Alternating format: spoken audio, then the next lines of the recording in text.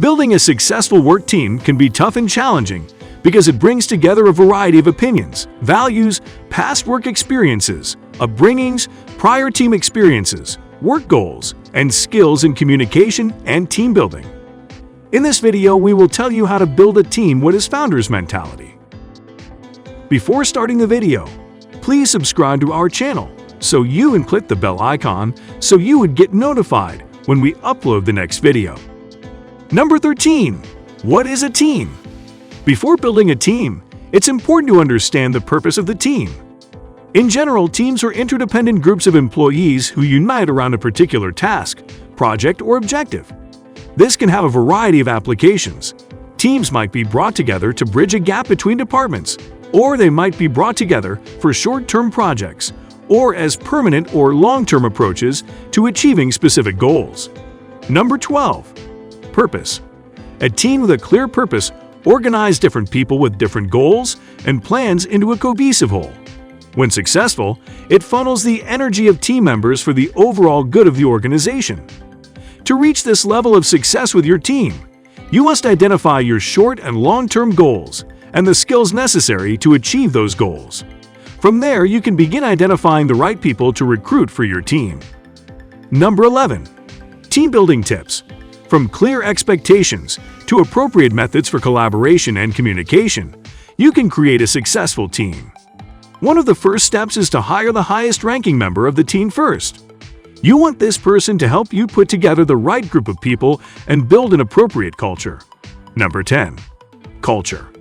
If you truly value and want to encourage teamwork and collaboration, your organization's culture must support your employees in practicing these skills. You need to take the actions necessary to create a work environment that expects, fosters, rewards, and recognizes teamwork. Your work systems and approaches must support collaboration with a reduced emphasis on individual advancement. Number 9. Better relationships. Have you ever wondered why some teams are effective and others are dysfunctional for the life of the team? The effective teams have figured out the essentials of interpersonal communication dynamics and relationships. They are clear about the purpose of the team and about each other's roles on the team. Further, the team members have figured out how to assess how they are performing as a team constantly, and they check progress and relationships frequently. Number 8. Employee empowerment. One of the fundamental needs in an environment that fosters teamwork and collaboration is empowered employees. They act independently and require minimal direction. Managers and organizations say they want employee empowerment, but they act in ways that undermine the ability of employees to act. Number 7. Secrets of great communicators. Another critical factor in team success is effective communication. Emphasize the communication techniques that will help you build teamwork and camaraderie with your coworkers. These techniques zero in on the effective interpersonal behaviors that build a team. If all team members practice the secrets of great communicators, then a supportive teamwork environment is assured. Number 6.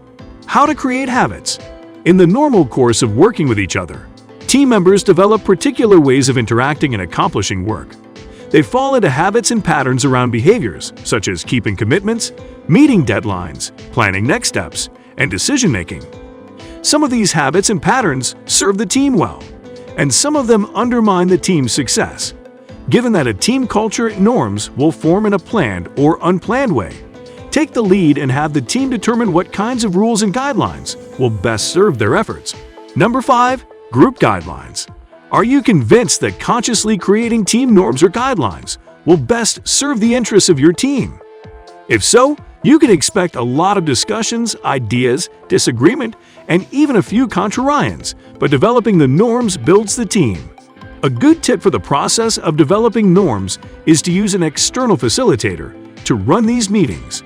This helps ensure an objective process overseen by someone who is less likely to have selfish or ulterior motives. Number 4. Keys to team success.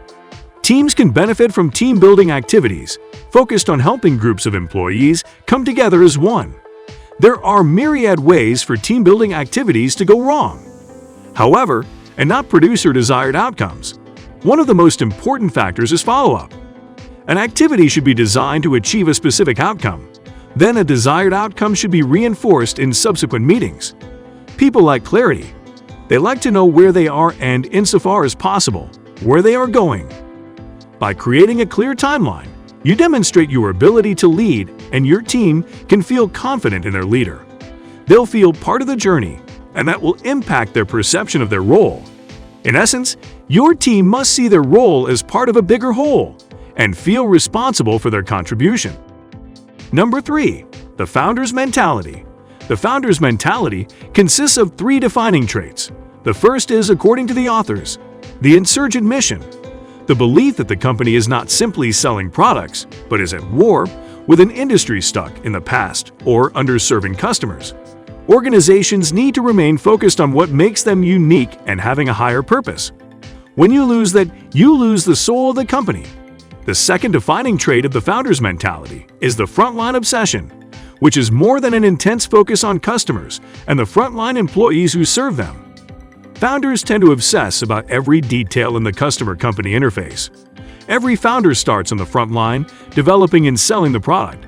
But as they grow the company, they create layers that muffle the sound of the customer, become internally focused, and the organization becomes a discouraging place to work for frontline employers.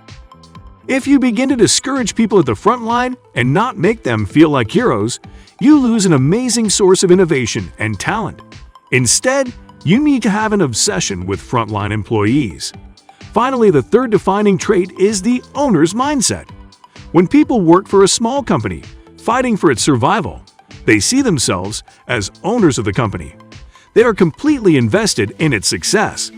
For the founder, the organization is their baby, but as it grows, all the distortions of bureaucracy set in, and it becomes more important sometimes to look good than to be good, and avoid responsibility and blame, as opposed to stepping up.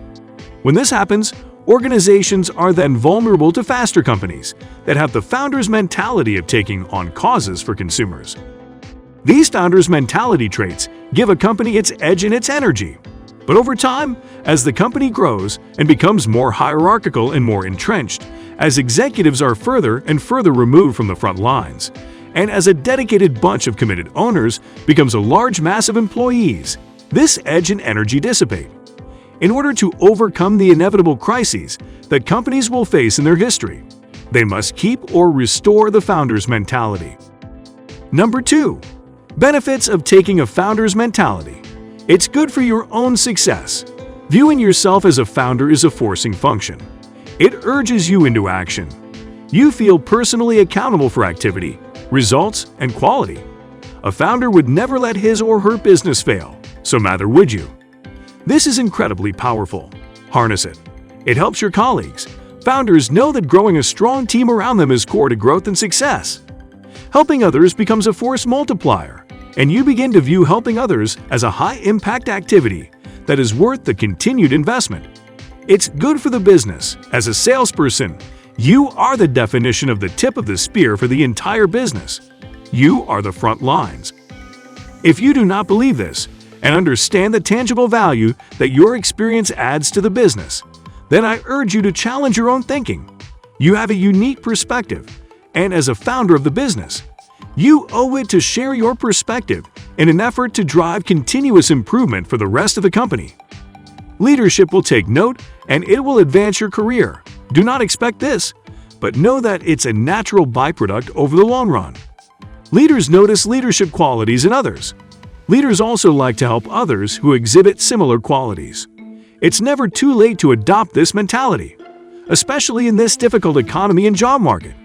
If you're serious about success and growth, start thinking this way today. Number 1. Make hiring people with a founder mentality a prerequisite. That's it. That's all you need to do. So what are the traits of these magic people that have a founder mentality? Here's what you should look for.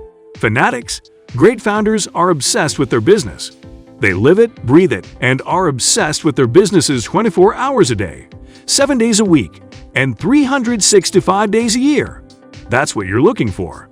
Find yourself a group of fanatics and you're off to a great start.